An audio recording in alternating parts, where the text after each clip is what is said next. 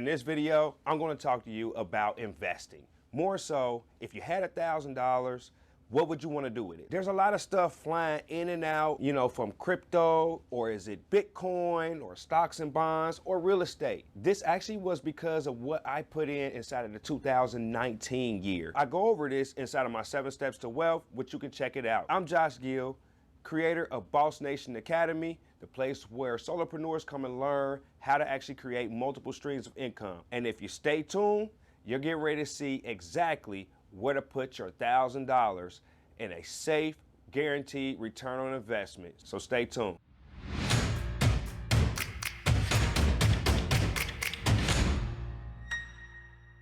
All right, listen, before we actually get started, I need to give you 3 mastery rules that you really for real need to know. The first rule that I know that you need to master is you need to master your finances. If you are literally behind on bills, or if you're investing at a destitution, none of this stuff will work, because you're gonna wanna be able to pull your money out and you're not gonna be thinking in the right way, which goes to my second rule that you need to master before you even start investing.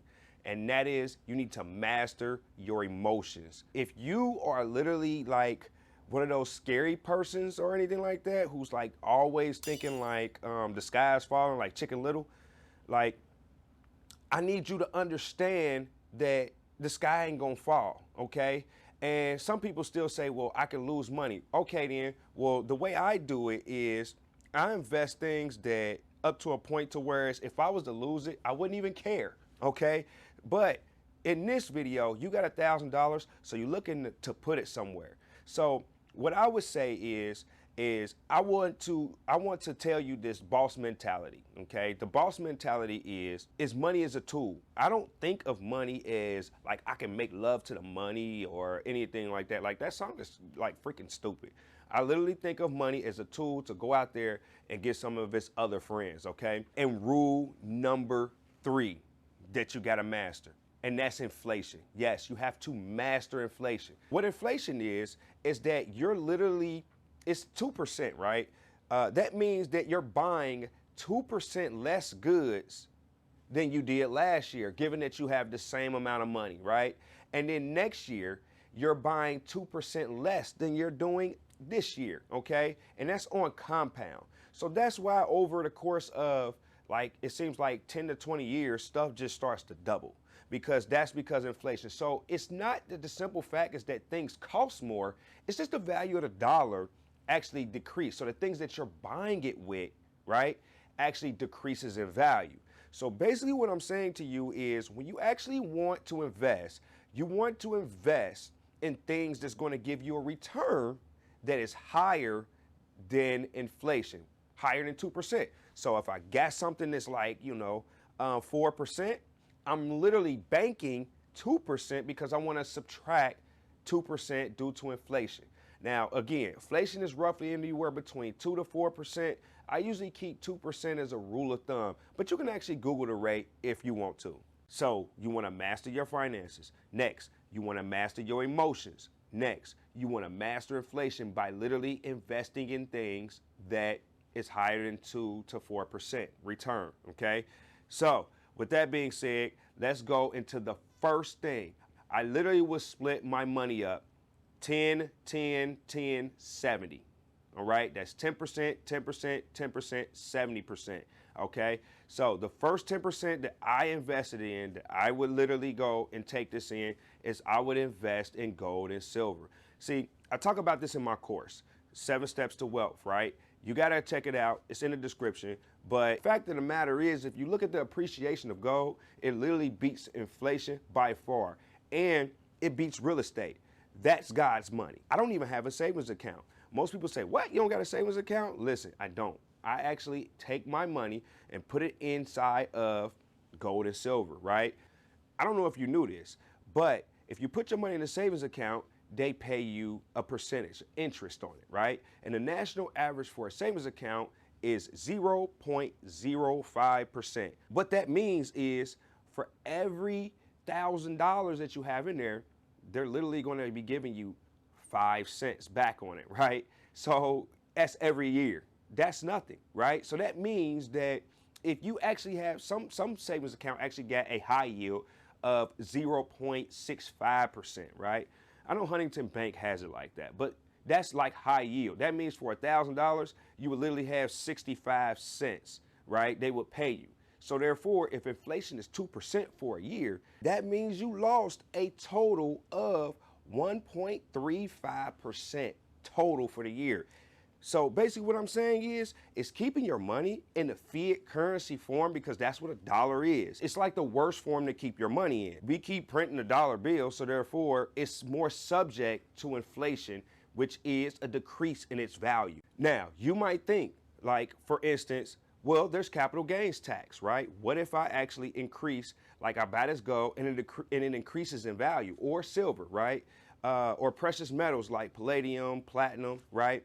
So I buy in fractional gold pieces and certain silver pieces. So therefore, I'm protecting my wealth over time.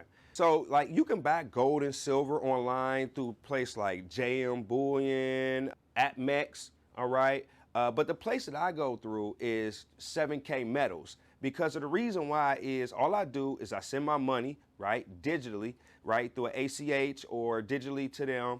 And it's like buying a real piece of gold, except they keep it there and vault it for me. So that's another way. I wanted to actually show you a piece.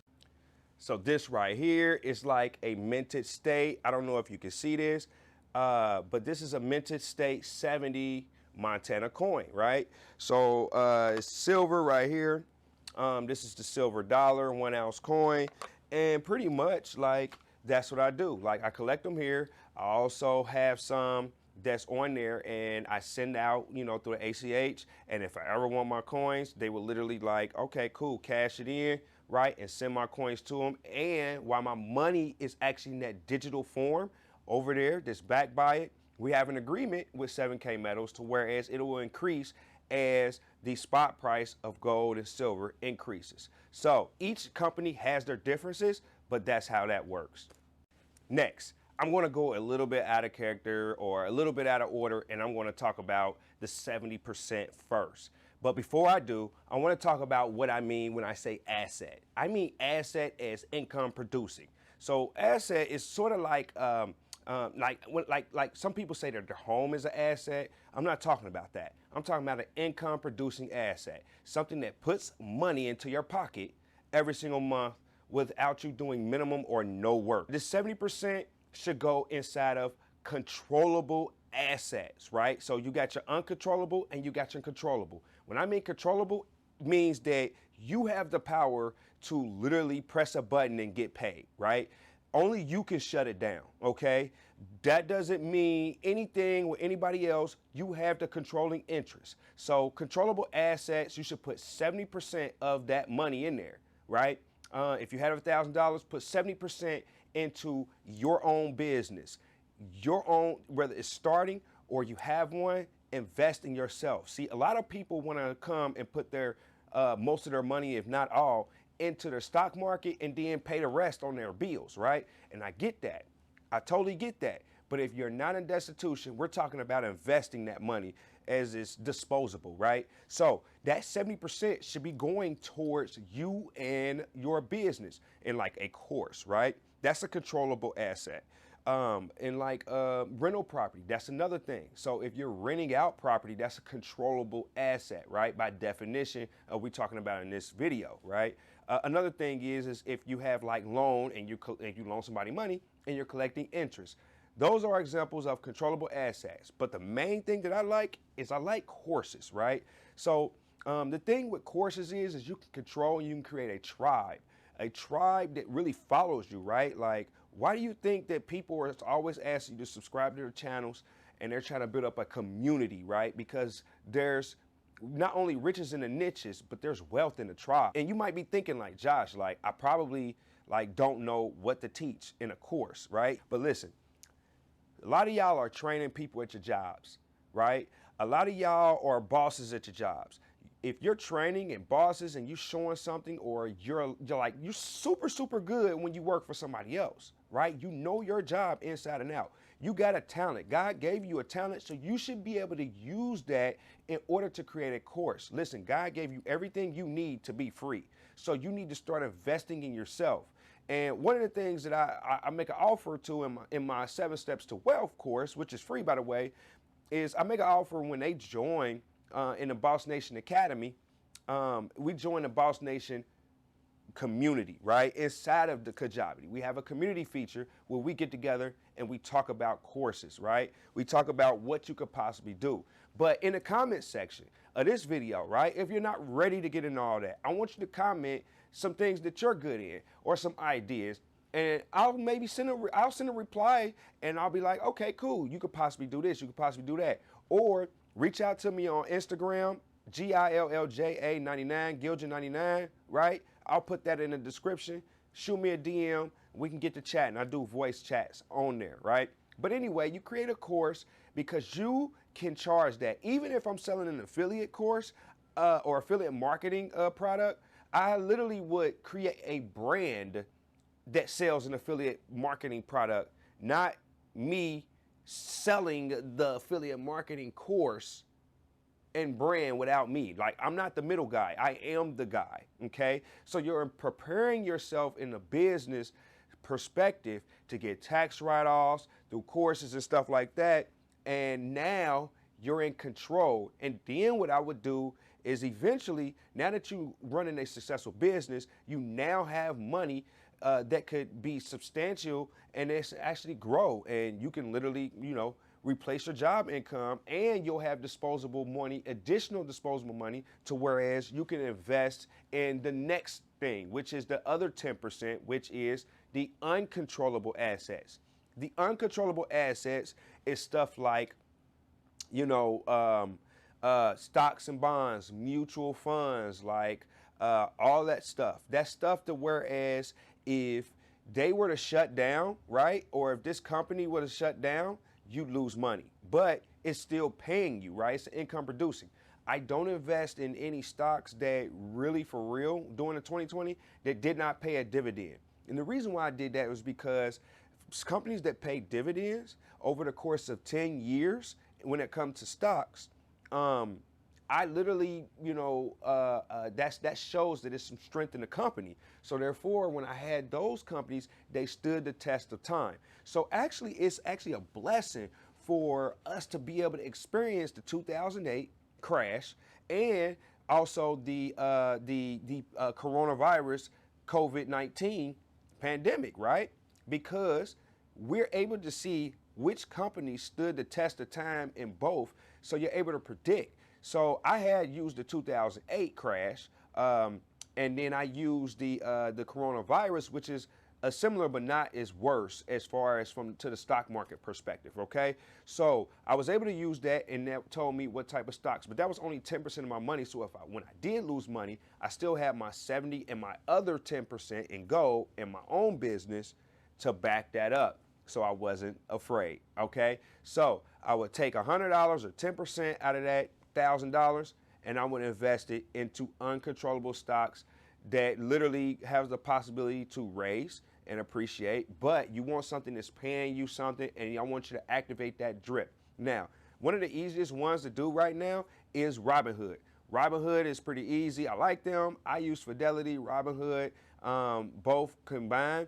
But if you wanted to check out Robinhood, if you actually go into the description and you click that link, if you've never done it before, we both would get a free stock, okay? So I like Robinhood. It's ease of use, okay? But be careful on that. Put 10% of your money in Robinhood, okay? Now, next, the last and final 10% that I would invest, right? Before I do, I want you to recap. 10% in gold and silver, precious metal, gold and silver. 70% of that, right, is going to controllable assets that you can control. And then 10% will be going towards uncontrollable assets. That also includes network marketing and affiliate marketing, right? If you're getting residuals from an affiliate marketing product, I would invest in 10% of my money into increasing that, right, and making that go good. But a reason why I put network marketing in there is because there's sometimes network marketing, there's a chance where like again, they can press the button and determine how much you get paid, when you get paid, or if any, right? So that's uncontrollable. That's not in your control, but it's still an asset if it's kicking you money, okay? Now, the final 10%, you probably wouldn't even guess. I would literally put 10% to invest in not in myself, not in my business. I would spend it on myself. See, listen, a lot of folks don't understand. This is exactly what I did. During this pandemic, you need to learn how to pat yourself on the back. We've been through a lot. You've been crushed. So you need to know. I don't know if you all understand this, but the mind literally does not know it does a good job until you literally tell it. I don't know if you knew this. So if you keep doing all this work and all this business, so on and so forth, then your mind literally is just going to be like, oh, I'm just doing all this work. I don't know what's going on. You need to tell yourself that. You need to treat yourself out. It doesn't matter. I need you to spend 10% of that money on yourself, no matter what it is, non-judgmental, whatever you want to do with it. You know what I'm saying? Spend it on yourself. Treat yourself out. Buy you a steak dinner. Do whatever. And I want you to do that with all of the money, right? Put it on yourself, okay? Now, with that being said, folks, comment below. Which one you think that you're going to actually, do and start first? If you have any questions or anything, or you already have a business, go ahead and comment below. And be sure to check me out on IG at Gill99, and also check me out on Boss Nation Academy. We just launched. We got a lot more products coming on Boss Nation Academy. One of them is I'm going to be showing you exactly how to build a combined course creation with affiliate marketing. It's also marketing going on right there, and how to do mass media marketing. Plus, we got a community where I'm going to help you create your own economy, right? So I see you in the next video. Peace.